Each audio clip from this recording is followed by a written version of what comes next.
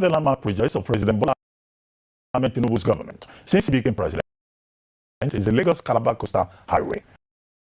The federal government has recently approved an additional 100 kilometers to the coastal highway so that it can pass through Edo State. This brings the total length of the highway to 800 kilometers and the number of states covered to 9. David Umahi, Nigeria's Minister for Works, disclosed this last week at an Independence Gala night hosted by the Edo State government at the State Villa, Benin City, on October 1, 2025.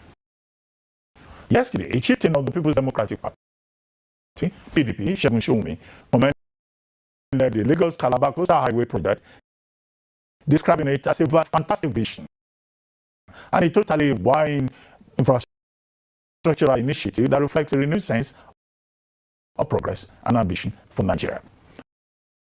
Joining us on this show to discuss the progress so far on the ongoing construction is David Umahi, Nigeria's Minister for Works.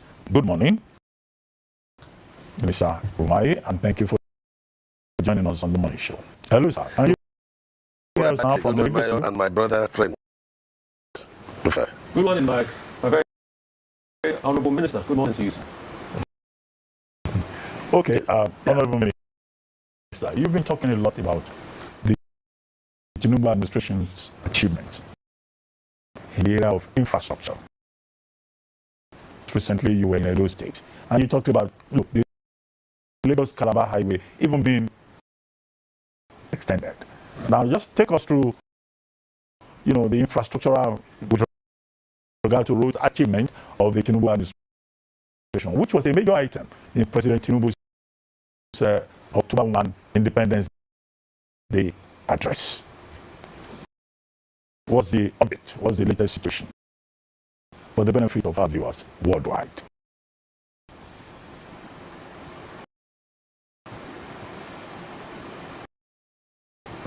Hello, sir.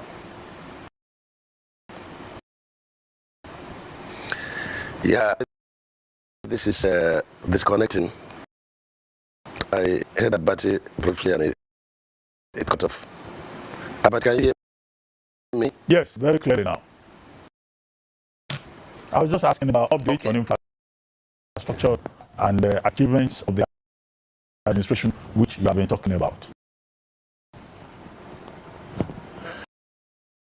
Yeah, before I go into that, Dr. Batty, oh my God. Go ahead. We can hear you. Well, okay. Now, before I go into that, Dr. Batty and I want to say briefly on the Lagos-Calabar Coastal Highway because I listened to the PDP chieftain on this program yesterday about this time. And I was very distressed with a number of information, that Rufai dished out to the public. And I feel that it's very important that I clear, such damaging information. Rufai was very wrong when he said that I was struggling to give figures on Lagos-Calabar Coastal Highway cost. That is, very disrespectful because this is my profession, and I was in your studio, Dr. Abate, and I ran the figures from the basis, takeoff sheets, and arrive at the cost. Now, what Rufai is asking me to do is to give him cost per kilometer, from Section 1 at Amabelu in Lagos, down to Cross River, Calabar. And that is very unfortunate because he wants to learn engineering from the back door. There is no two sections, or even within a road project, even where there are no challenges, that you can get a cost of 1 kilometer the same with the cost of the other kilometer. And I thought that I had sufficiently, explained the cost of the coastal highway, and I thought that each time there was award of any kind of infrastructure and other awards in Federal Executive Council would always come out and then give out the analysis, to the public. And so what Rufai was saying was very exciting, and I think he's very good at doing this, and he should desist from that because it's actionable. Number one, the Section 1, the 30% component of it is naira denominated. The 70% is a loan component, and he knows that this loan component was put out to the public, by the developmental bank, the Dutch bank put it out to the public, to financial institution, and he knows that this subscription, it was oversubscribed by $100 million, and they said that the cost of the coastal highway was very cheap, and they had to come to site to inquire about the standards, why the cost should be that low. And so I have done all that I should do, but if you decide to stay before the public and then damage information because you don't like one administration or the other, it's very unfortunate. But that job is ongoing, and I hope that Rufai will have the opportunity to load the road, one time to appreciate what the president is doing. Now he took on me again on wing homes, and I want to,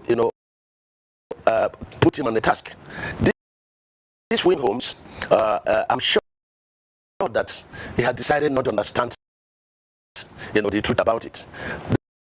The woman that is in charge of wing homes development, from available facts before me, bought 12 hectares of land from villagers, the natives, according to her, in 2022, and bought it 12 hectares for 50 million naira, not dollars, 50 million naira. And these investors, from what I have, because they have contacted me, two brothers bought 5 hectares. One person bought 5 hectares. That is 10 hectares already, and our business in Nigeria. And as of 2021, she has started selling. But the document I have says she bought this land in 2022, and only 12 hectares. And then she was selling 21 million naira, not dollars, in 2021. And as at the time we started the construction, she started selling a plot for 70 million, and the plot is 675 meters squared. That is what her own plot, was said to be. Now, these are the questions. Who are these investors? That's number one.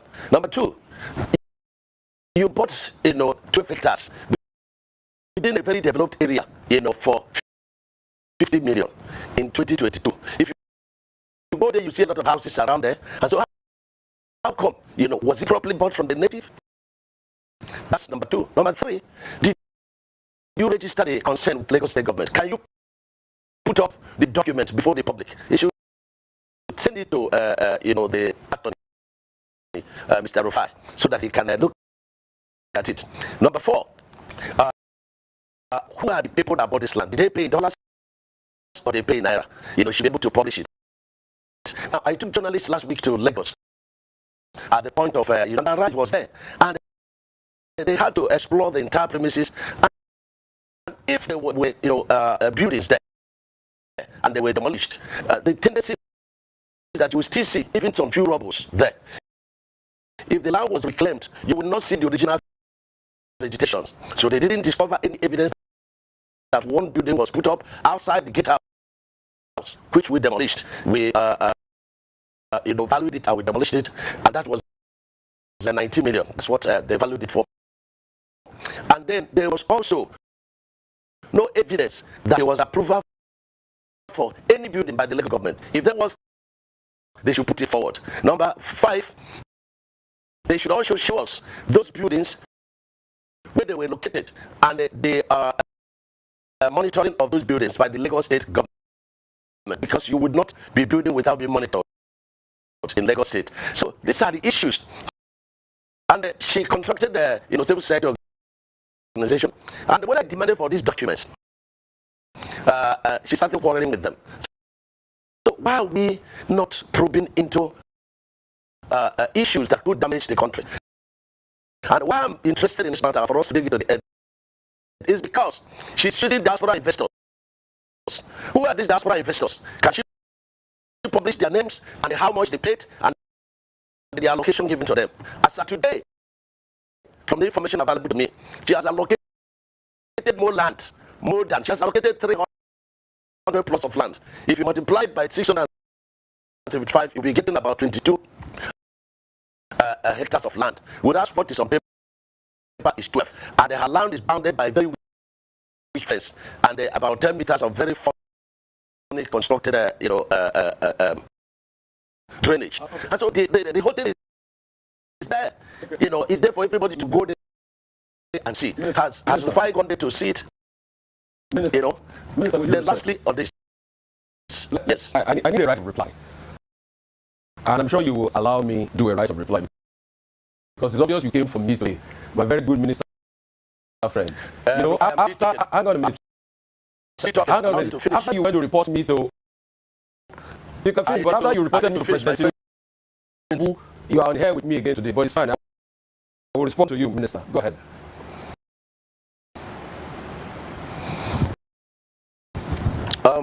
You were putting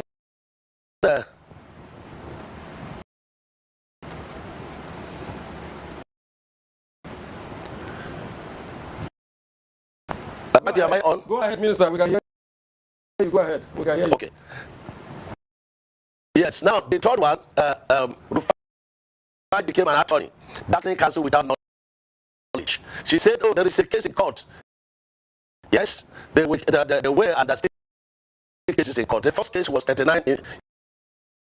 People that their properties were demolished and properly, evaluated, and they were paid. Even shanties, the president directed us to pay, because he wants to alleviate their problems. Naturally and normally and by law, we don't pay for shanties when they are destroyed. You pay for properly, registered,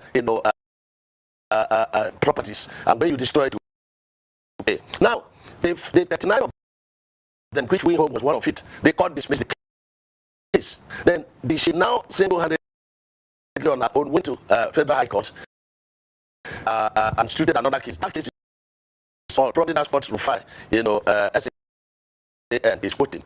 And then there's also another case she instituted, diaspora investors. This diaspora investor, there was no registered evidence, and so they cannot sue or be sued. Now the question is, in the court did not put an injunction against the work. And in any case, we have passed the road even before they went to court. If somebody sues you and says that you passed against the traffic, which you did sometimes, you broke the law, and it does not mean that you are restricted unless the court evidently says so. So these are the issues. Now, the investors, who are resident in Nigeria, with me and you, they have come to me, they have sent me a letter, they want to come to the office to see me, and I'm willing to see them. I want you to take on the woman, because when she's using the issue of diaspora investors, it makes other people, genuine investors that want to invest, to be afraid. This government is very friendly with, diaspora people, and so we wouldn't allow her to use the name and the damage, the administration. So I had wanted EFCC to come into the case, DGSSS and police, and even the Interpol. But I have left it to us. When they come, they are willing to do that, they will process it. So these are the issues about the coastal highway. But notwithstanding, the coastal highway is going on very well, very competitive. We are in session 2 now. We've opened session 3 and 3B, 65 kilometers in Calabar and and the Waibo. This section 4A and 4B going on at Ugun and also at Undo. So that's about the coastal highway. Minister, Minister, I would like to interject. This monologue is quite long. So, first, Minister, after you are going to report me in front of President Tinubu and said all sorts. Anyway, I am not beholden to you. My job is accountability. You're too small for me to report you to the president. No, but they are You're too small. Minister, Minister, let me speak. Minister, let me speak. I have empirical evidence. The World Watch. So interjected by saying that the minister monologue is too long. Even though he has a point. But from the get-go, Abati gave the floor to the minister to just go wild. So if this is what 15 minutes into the first 15 minutes into what's supposed to be Lagos-Calabar Coastal Highway road, they turn it to a circus. They turn it to a personal. The first 15 minutes, you know, it's just fucking mind-blowing. That just so-called educated people cannot see through this modern day TV drama or comedy. The first 15 minutes.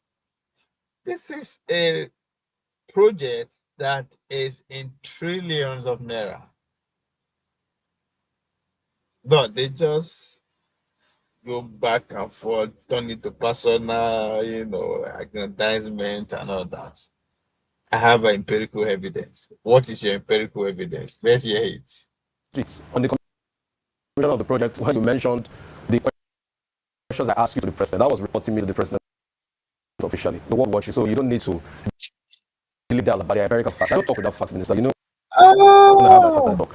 And I see some of my question when I asked okay, what that does that even mean? They report you to the presidency, where we should be to the people, because this is what about presenting, issue to the people. So how does that even make any sense?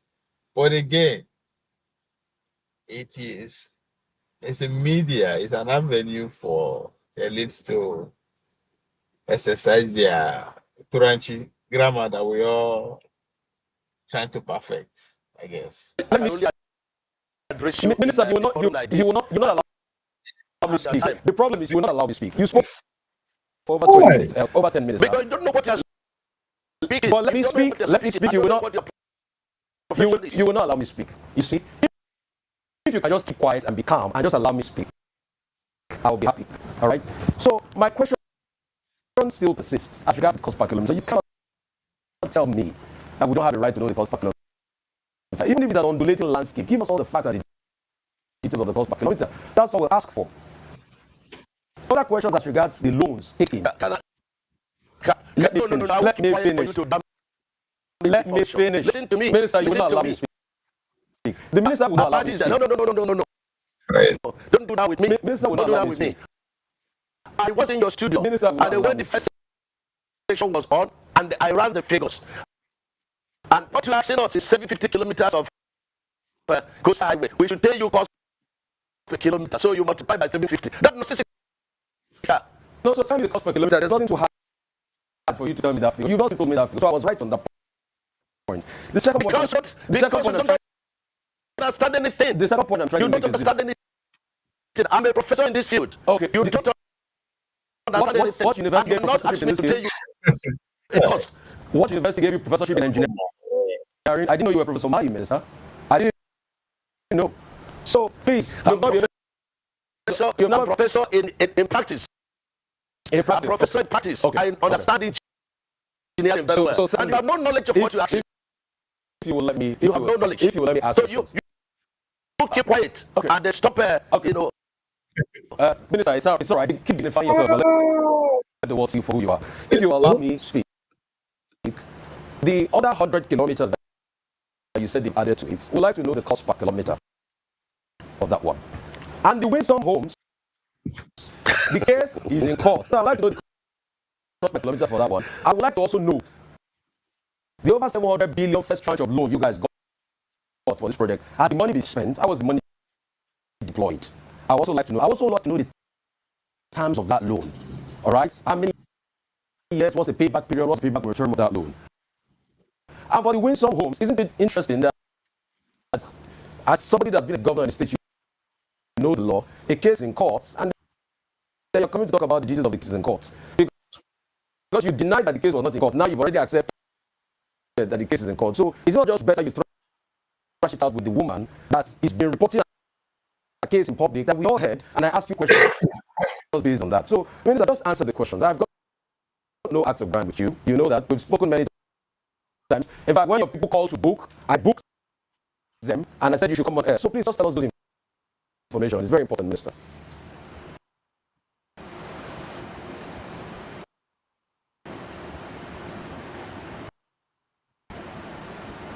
I'm not hearing, even though this guy is not.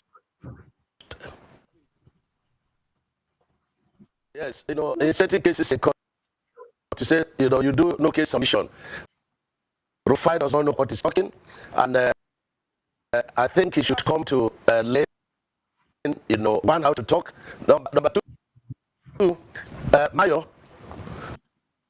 You answer the question. How have the loan been spent? What's the cost per kilometer of these new 100 kilometers? How much is it going to cost, and how has the cost been spent? Minister Umahi, you have the floor now to please respond to the questions that have been posed to you. Okay. Number one, you know, this guy makes me, you know, it makes me, you know, to laugh, you know, at a very high level of ignorance. I was in Edo State, and I said, listen, the president has directed, you know, 100 kilometers of the coastal highway to pass through Edo State. And this man is asking me how much per kilometer. This 100 kilometers has not been designed.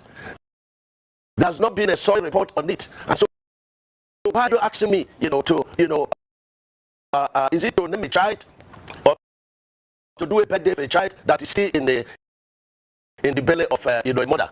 That's what he said. So I read it, you know, what is the cost per kilometer? You know, what is the cost per kilometer? Listen, in this kind of project, you are not dealing with the cost per kilometer. You can't say this is an average cost per kilometer. So I'm teaching you English now. You can talk about an average cost per kilometer, because every 1 kilometer is different in cost from the other kilometer. So you can talk about cost, average cost per kilometer. Now, that project has not been designed. It has, the soil report is not out. That process is ongoing, and when that is done, the ministry will do their own, you know, evaluation. We now go to BPP and ask for selective tendering of the project.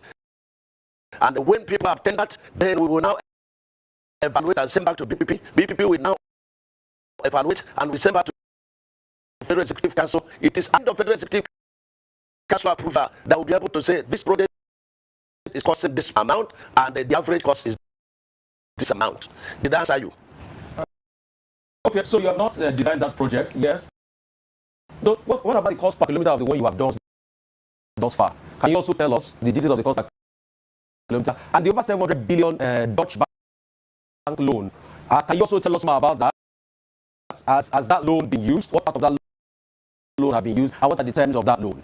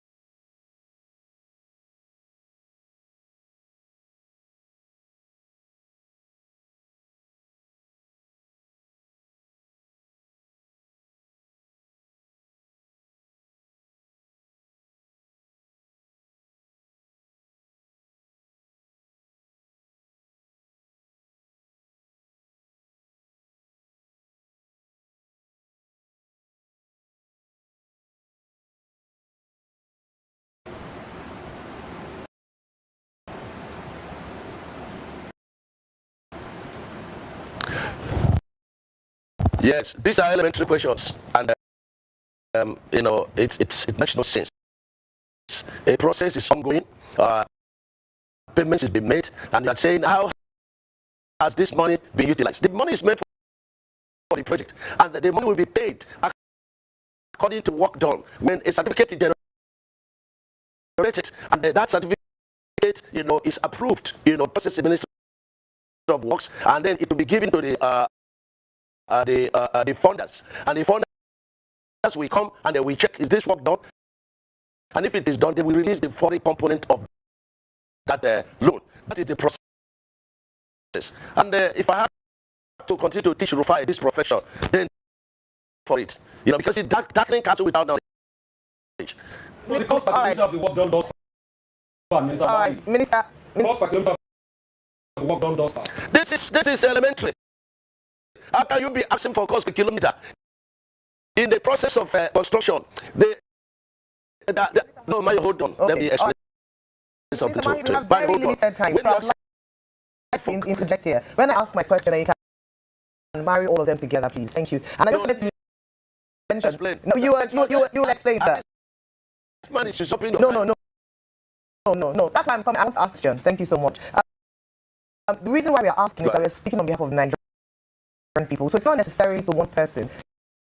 It is speaking to the Nigerian people. Now, the question I'd like to ask is beyond the Lagos-Calabar Coastal Highway, which this administration has been very proud of. There are also questions around existing federal roads in Nigeria and the state of existing federal roads in Nigeria.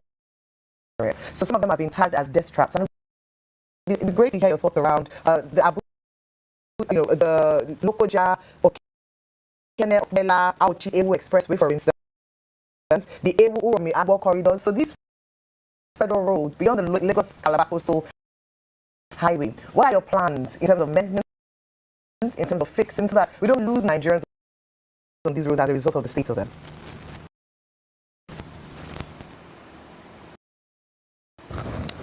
Thank you, Mayo.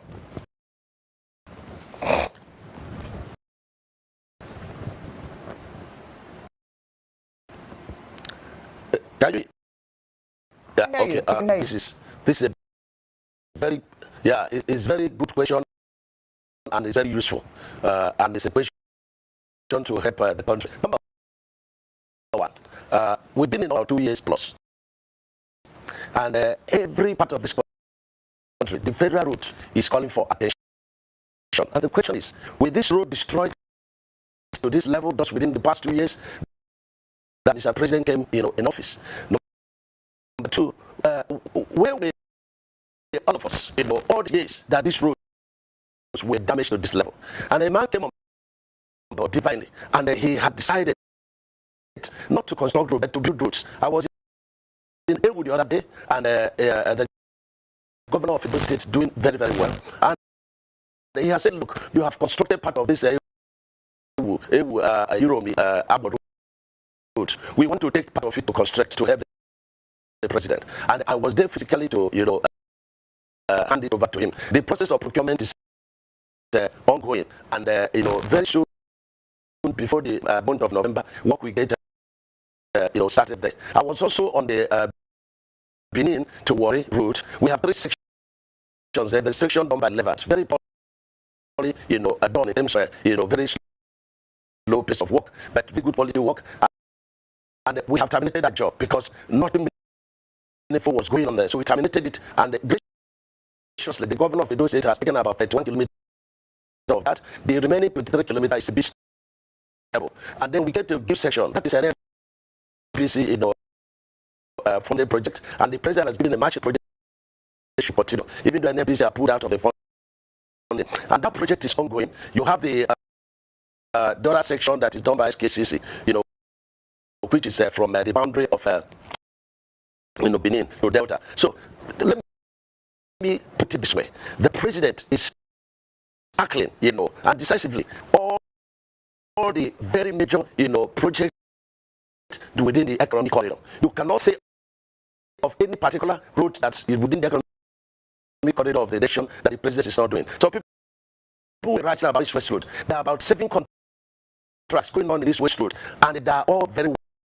well, you know, being executed. And mind you, We are not building, we are not constructing road. We are building roads. If roads were built like what the president is doing now, and we had roads that could last for 50 to 100 years, we will not be in this mess. And so the first concrete technology the president brought to bear is such to guarantee that when road is constructed, they will between 50 and 100 years. Now tell me, when we came on board, which section of the country, federal road, that had 100 kilometers of road that you could fly on without having the challenge? And so the president is doing a lot apart from the four legacy project, even though they are connected. And these four legacy projects are investments, driven projects. For example, of Lagos-Calabar Coastal Highway, there are a lot of people that want to come and give the whole money that was used in doing the project and take up the project and then told it. So is it Abuja Kano project that is ongoing, about 725 billion? That project is ongoing, sections 1, 2, and 3. Is it the project Enugu to Onisha project? It's ongoing. Is it Port Harcourt to Enugu project? Is it Sokoto to Zamfara to Katsina and Kaduna? It's ongoing. So there is minister, but it takes time. Minister Umahi, Yes. very quickly, thank you so much. Is there a website or any platform that Nigerians can track the progress on roads and also report perhaps some of these? Because I recall that recently someone had made a video and he responded quite swiftly. Is there a platform that Nigerians can take pictures, eyewitness report of bad roads or federal roads, and where they can also track these projects that you're talking about? The Mayo, let's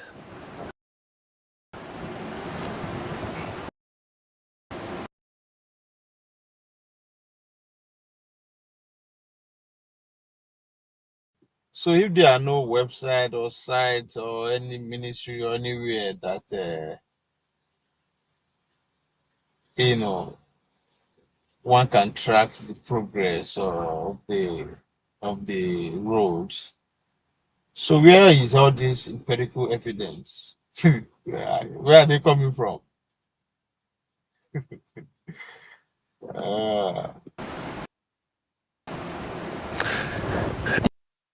Yes, we have a website, and we have directed the governors of each state to deploy the state commissioners so that they will monitor what we are doing.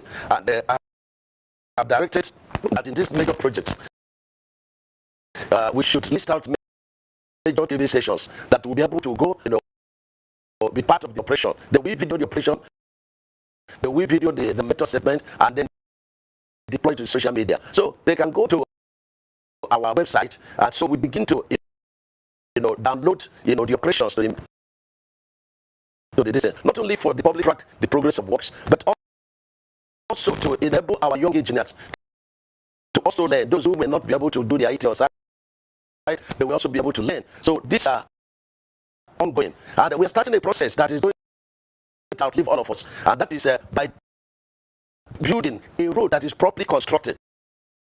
And you can see when I said that the coastal route is so beautiful, and that if it's this beautiful, I don't know how the street of heaven will be like. And I expect my friend like Rufai not to defy the law, and so that we make heaven alongside with us. Well, on that note, question. It's just a shame. On that note. Abati, tell this man that cost a kilometer of roads that the section completed. There is nothing like that. In the road project construction, you may finish a pavement, you have not done the drainage. You may finish the drainage, you have not done the solar light. So there is nothing like cost per kilometer until it is fully finished. Before you can know, and verify average cost. Not cost per kilometer, average cost. Next time, try and use it. Okay, on that note, Honorable Minister, Senator David Umahi, I would like to thank you very much for joining us on today's edition of The Money Show. You are fucking something else. Number one. Number two. God have mercy. So all Rufai needed to do is to just go to the ministry or go to their website and they say, bring empirical data and present before him. Say, Minister, so far 20 kilometers has been finished or 70% finished. This is what I found in your website or at the ministry of so. This is how much so far has been spent. Is there this fact? Or that's how you box a minister in. But you can't just come and say, Minister, how much have you spent? I mean, that's, oh my word.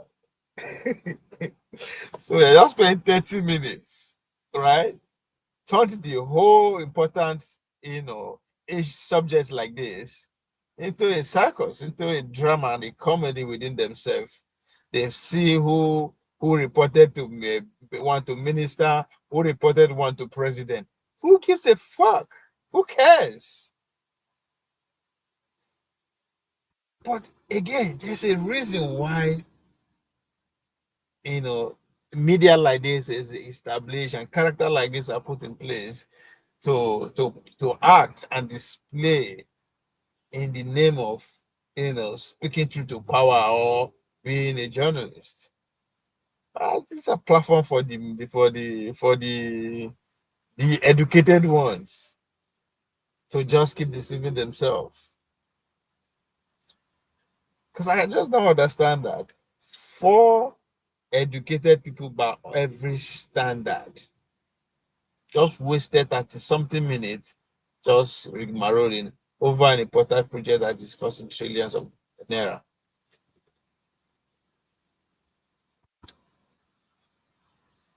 Then tomorrow somebody will come tell me this charlatans as either speaking truth to power or holding each other accountable. The media, especially Arise, is actually doing what it's supposed to do, which is being to be the watchdog for the people.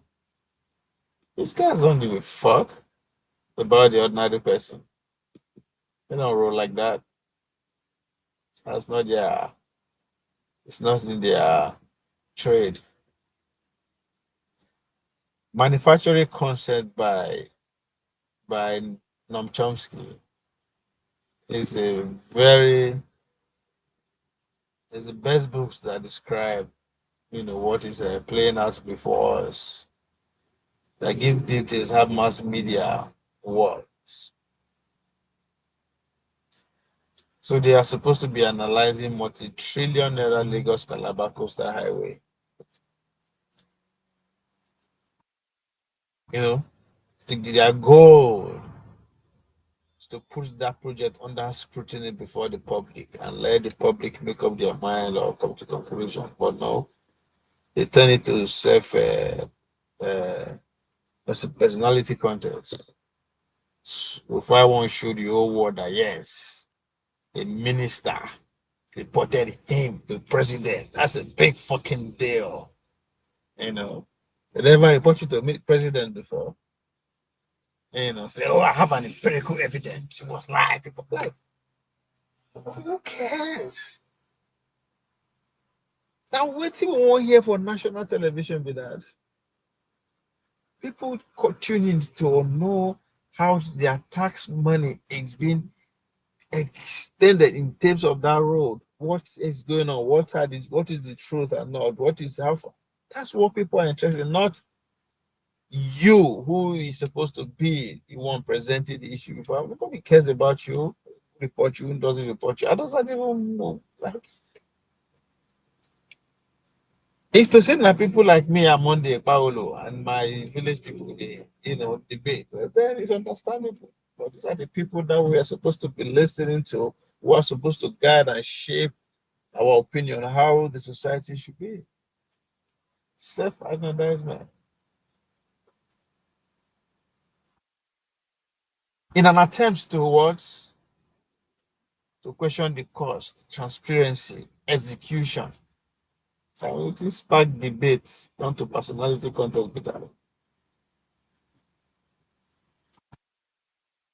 Go social media, everybody say, Rufai challenge the minister, Rufai. No, nothing. No single question that was asked that is actually geared to bring clarity to the ordinary man on the street on how their money is being spent. No, instead, they're just to confuse people. But of course, the media on our stage, as soon as the display finish, the next thing is those on social media, the content creator.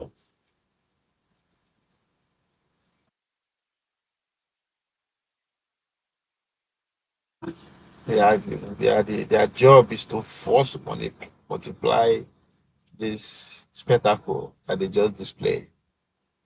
That's their job.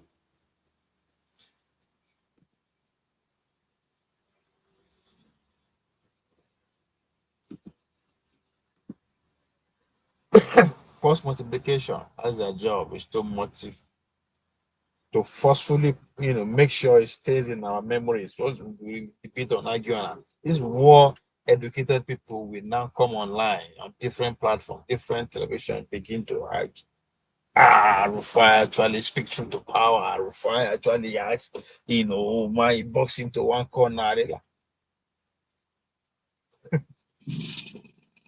Then you now ask, okay, what did you take away from them regarding the subject matter, which is the project? What did you take up? They'll say, oh, the minister of the explained himself, the judge, da. Doesn't make any sense.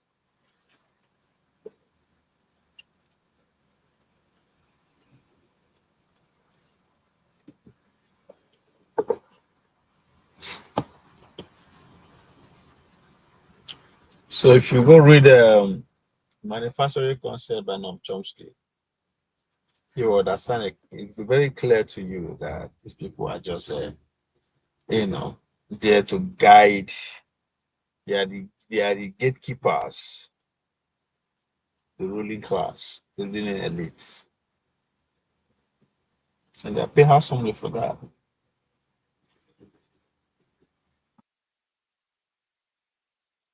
So the idea is to actually serve the elites.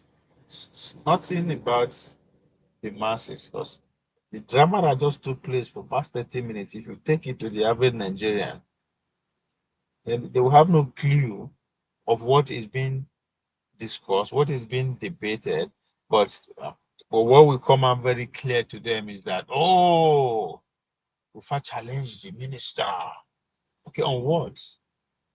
Say, oh, how much it cost to do this? Does that even make sense?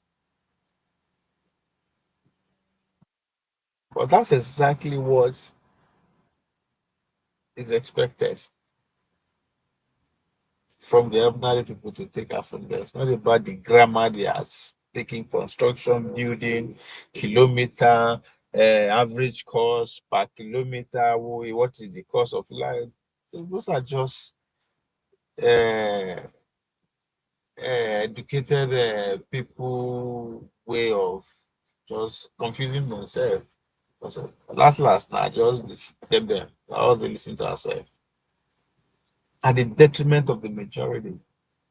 But grown men who claim to be rational, that common sense, will come and be saying, oh, man, Rufai is actually speaking truth to power. Oh, a boy. But from the beginning and the end of the video says everything. They acknowledge themselves, friends and colleagues, my minister, my honorable. In the middle of it, they challenge themselves. Oh, why you report me to the president? Oh, you report me to the president. He said I have the empirical evidence. It's on the video. Everybody can see. Like this is supposed to be a nation talking to ourselves. So if you go, so I said, if you go to the next tier of media after the TVs, you go now, which is now the latest one, the social media. Just pick those actions out. How the minister cannot explain our cause of.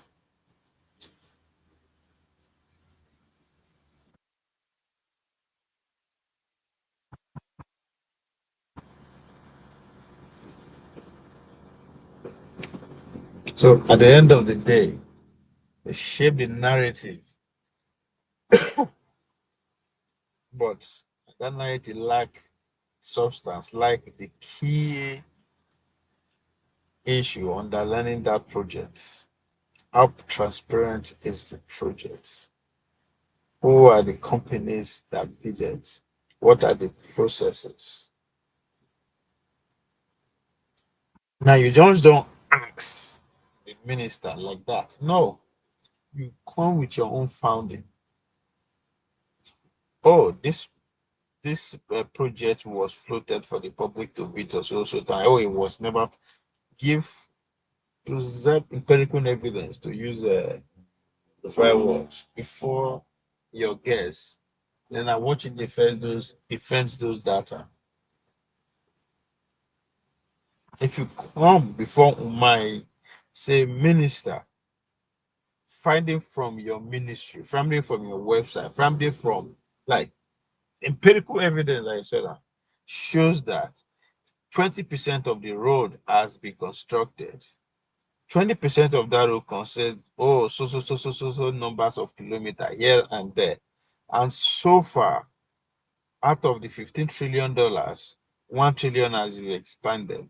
Ba. Sir, are these figures accurate? Can you defend these figures? Can you break it down? Then watch him either fail or do his job. But you just come and say how much it costs. You expect him to say, oh, each kilometer costs 1 million. Then the narrative will go from there. But again, they are all in the same words, class.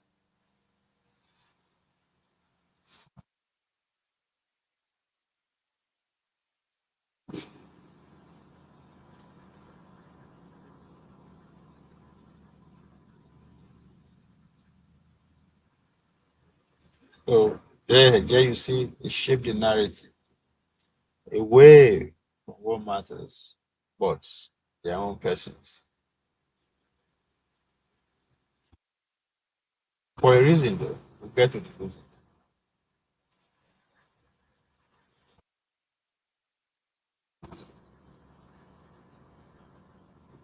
Now, Umahi said, saying that NNPC is some was part of the business before, but now he opted out.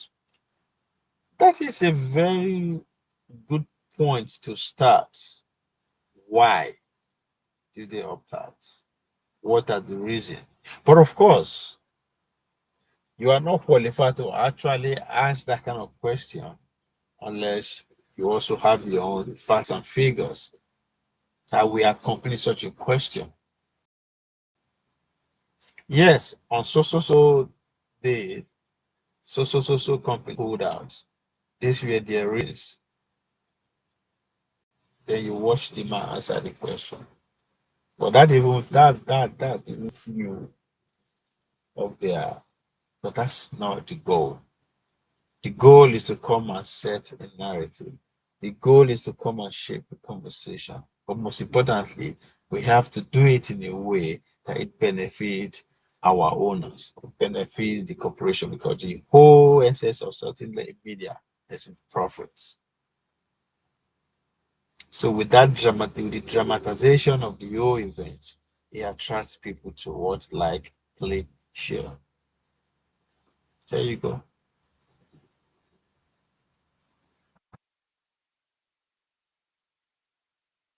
So no matter how you want to look at it, it is the alignment of interest here. Arise needs the like, they need the clicks, they need the viewership. Umahi need an avenue, a platform to just mislead the people. So you see how both of them, it's an legends that is doesn't need to pay each other. They don't need to bribe Oseni to act the way that because he's good at it, right? So money doesn't need to exchange out. It's just that is an alignment of what interest. At the core of Arise, the number one goal of Arise is what? Profit. Power. The number one goal of government is to mislead the public. So you see where the interest converge. Hence the drama. So you can go all you want and insult Umahi. He's not fit for the job. He doesn't know what he's talking about. He is crude. He's a criminal. That's exactly what they want you to take away from that. Because that doesn't hurt a fly. Doesn't cost anything. Doesn't stop the project. Matter of fact, it's an avenue to keep those kind of projects springing up from everywhere and there. Why the Oseni? His job is to attract viewership. His job is to make sure the Arise platform be the number one platform when it comes to misinformation, disinformation, news, whatever you stand you want to take. That is his job. The day he stopped doing that, that will be the end of him having that job. So if drawing attention to his own person, bringing that type of benefit, so be it. So that's why you will see those who are on his side cannot see anything wrong in the way the question is being framed. They only see the way the question is being answered. But how the question is framed is of no concern because he is the star, can't do anything wrong. After all, the person that is acting with hate him in the first place, quote unquote, because he is presumed to be speaking for the people. So hence they start with personal attack. You report me to the president. Oh, I see you come here to attack. Oh, you make a very what you said last week about you were wrong in your figures. Da, da, da, da. So you spend good 30 minutes not getting to the substance. But the goals of the two parties has been achieved,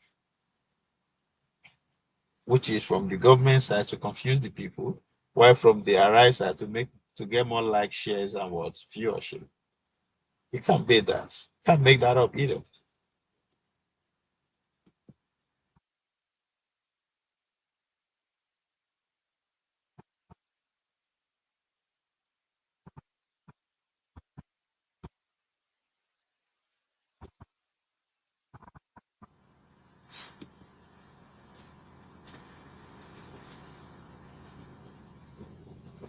So you see why when people say the media, the core media is to serve the interests of the elite, see what exactly what that means.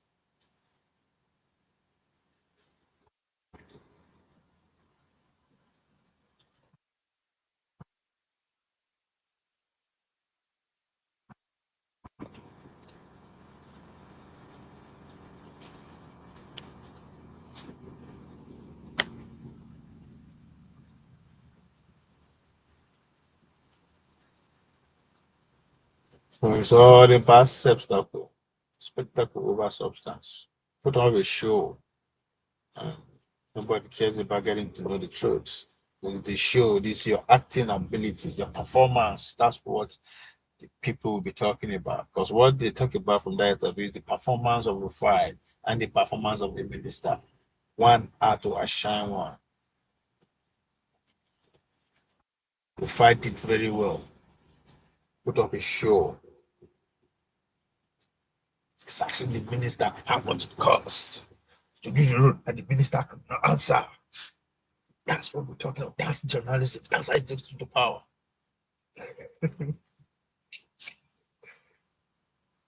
Oh. But the goal is to get the public official to be accountable. So we miss the opportunity for them to be accountable. So that's where you understand the actual journalism, right? That's his idea. The approach is what how you tell. I a home minister to come. We are going to interview a home minister for 30 minutes. None of the whole studio could not present one data of evidence, either wrong or right, to present before the president, the minister. No, but you they speculate, you they assume, you say this. You are bold and proud to say your empirical evidence to substantiate your claim of him reporting to the president. You present that, but you could not say from your ministry, from your website, from your office, so thousands $1,000,000 has been extended, has been spent, has been this, has been this. Can you clarify it, sir? Did you ask her how much it cost me to? But again, it's a performance for a specific audience, an educated audience who put spectacle before substance. So Oseni did what he did is to ask what an open-ended question about the project in concern. What he is supposed to do is just to go to the public, unless you are not confident of the public records that are out there, or it is not. Go to the ministry, go to the, present, just to pin the man down. If you say, sir, from the records before the public, $2,000 is being spent for per kilometer. The man who will tell you, say you don't know what you are talking about. He won't say you are not qualified. He won't say you are a poor. He won't be trying to control your how you phrase the question. No, it is that number he will either defend. And if he say he's a lie, oh, those numbers are not correct. It's not 2,000. He won't just say it's not going to stop there. We have to say something. Oh, it's more than that, or it's less than that. Oh, yes, because that is just for 10% of each kilometer.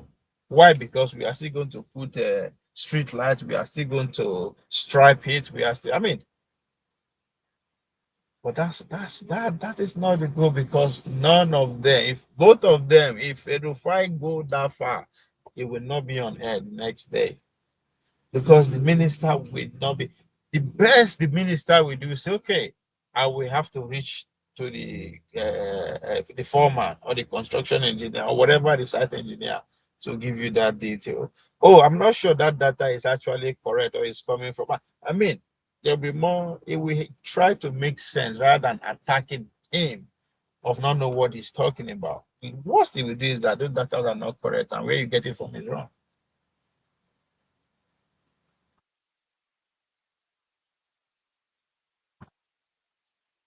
So when you ask a loose question, you are giving the opportunity to the minister or anybody before you was to dodge or turn the debate to a personal attack, which is exactly what happened.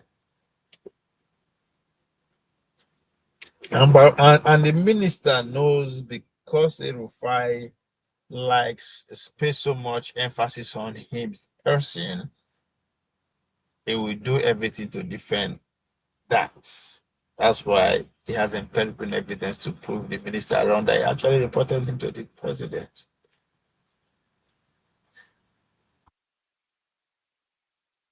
But there's no empirical evidence to say this is actually how much so far has been spent.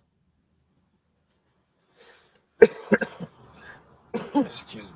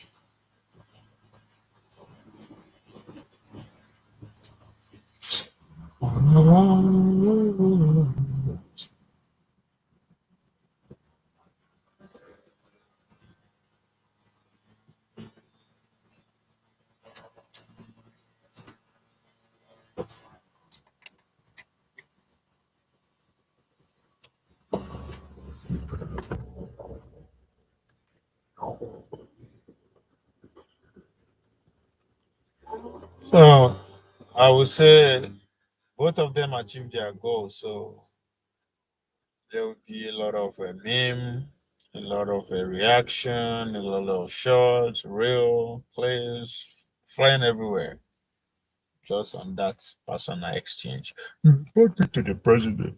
No, I didn't. You are too small for me to report to the evidence. I do have the empirical evidence to prove that you reported to the evidence. Oh, but that's what we get everywhere. So at the end of the day, my successful play victim of the whole thing, if you ask me.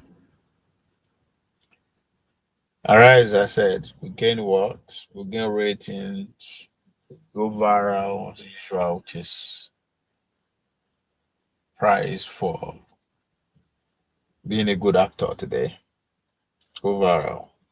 If you go viral, means you're doing well. Regardless of what you go viral for, but the faith to understand that you are allowed to go viral for a reason. Yes, I said you are allowed because you don't go viral just because. No. An algorithm now have to put you to that level. I'm not saying people don't have the ability or capacity to go viral, but that's a tough for another day. So of course we might go play victim. We'll play victim deflecting for policy critics. So the public will get a show, right? We like that. But if you ask everybody, the majority of the people that actually watch the interview, if you ask them what they get from there, it will be very hard for you to get any clarity of the project. But we can speculate based on the performance that the journalist put before us, and of course, corresponding from the minister too. So, Manufacturing Concepts, a book by Chomsky, Professor Chomsky. So I said, if you get hold of that book, everything will be so clear, like water.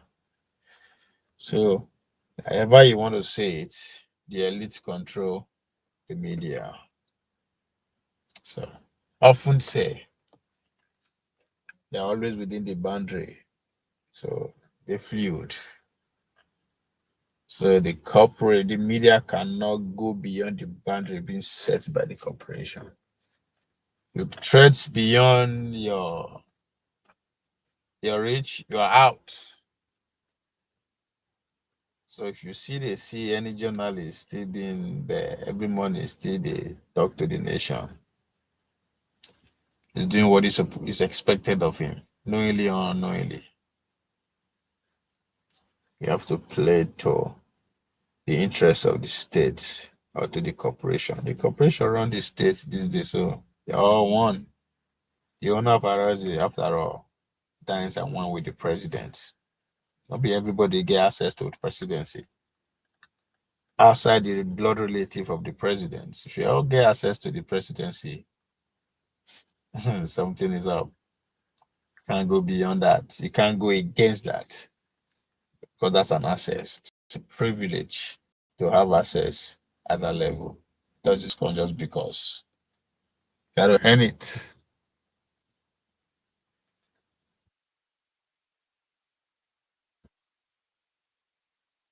So they will never go against structure.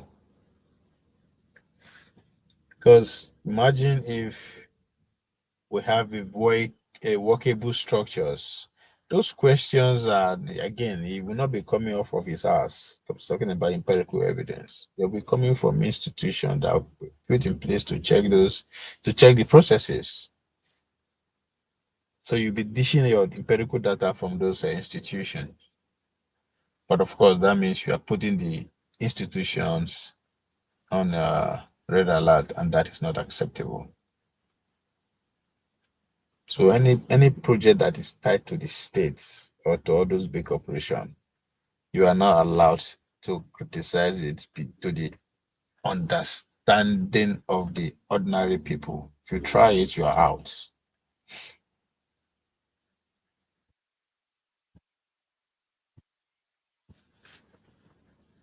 So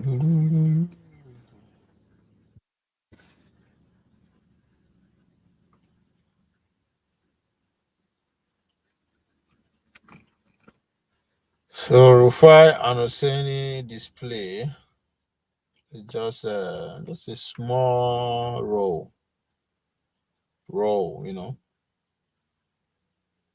that they play. The media play as both Watchdog and the early stage. No any other place. Umahi, the minister, will go and perform like that. So he always has to go to a stage that is being set up for him to be able to pull a performer, that kind of performance up like that. Can't go to Dr. Dameji and you expect Dr. Dameji to ask this kind of question. Happy Dr. Dameji, if you are listening to me. Anyway, so it's just just one of those roads. There's still more way to it. So call to action, demand journalism. So real journalism is to dig deeper. We challenge power with facts, not empirical evidence. Facts and data. Have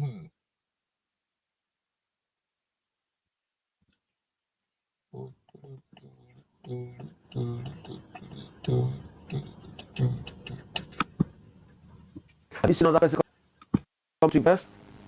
So nobody is saying do not fight your labor cause. What we are saying is do not also destroy the prospects of other businesses. That's all we are clamoring for. Because of what Wednesday did, today we are suffering the problem with gas. Cooking gas is difficult to find. I know somebody that tried going to get cooking gas yesterday. They couldn't get it 12 kg. All they got was the person told them take this 6 kg and the prices have shifted in different areas. You have some saying as much as even 2,000 in some areas, some saying 1,200 in some areas. And all of this can be attributed to pregnancy. See, the next thing about the Nigerian Senate, I think rather than going to pass a motion, which we all, it's not a case of Christian genocide in Nigeria, insecurity affects all of us. I think the Senate should really pass a motion mandating the government to be able to stop the insecurity in total. Because we are seeing the wave of insecurity we cannot even understand. Kogi, Kwara, the list is endless.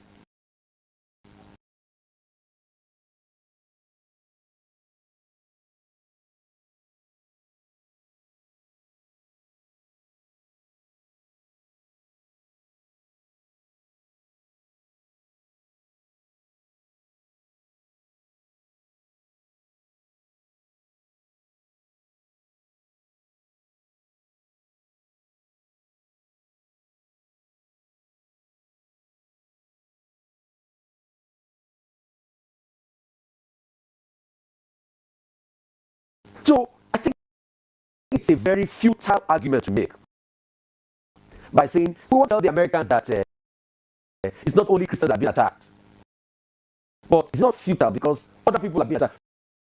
Should people be attacked in the first place? Why is Section 14, Section 2 of the Constitution says that the security should be the sole aim of the government, security of the people?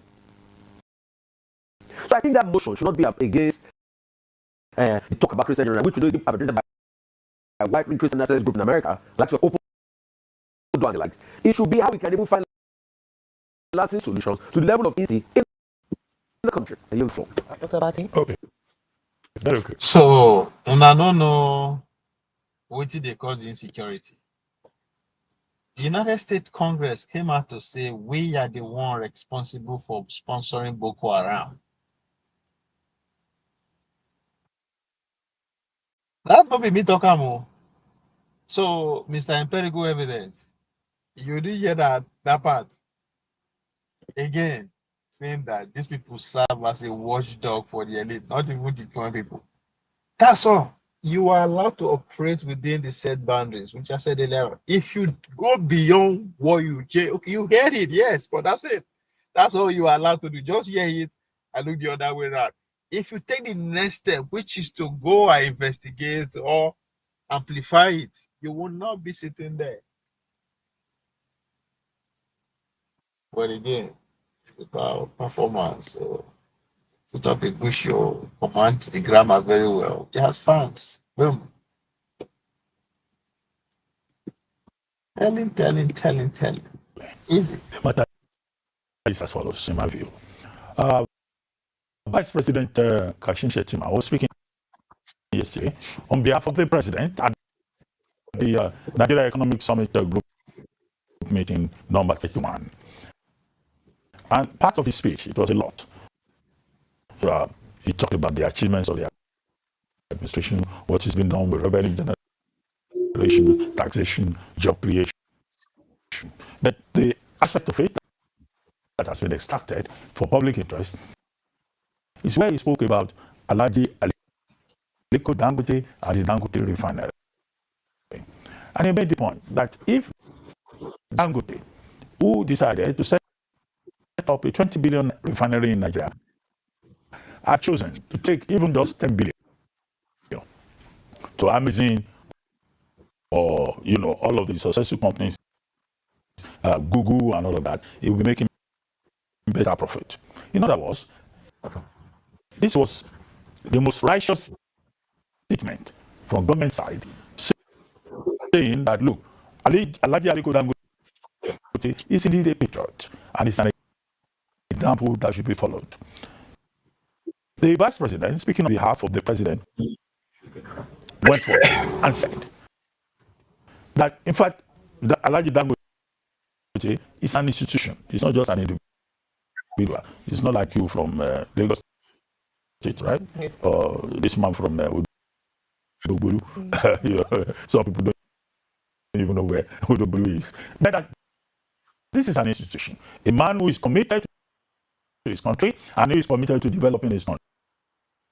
And we have said, and the federal government of Nigeria reiterates the point that people like Dangote, people like Mangal, I think that's his name, and Samad Rabiu, and other investors. I'm trying to remember. Okay, the owner of Glo, Otumba Adenuga. These are people who believe in Nigeria and who are investing in this country, and that those people should be supported. The Tinubu administration has been saying that the private sector is important, and this, in my view, is a significant declarative, support for the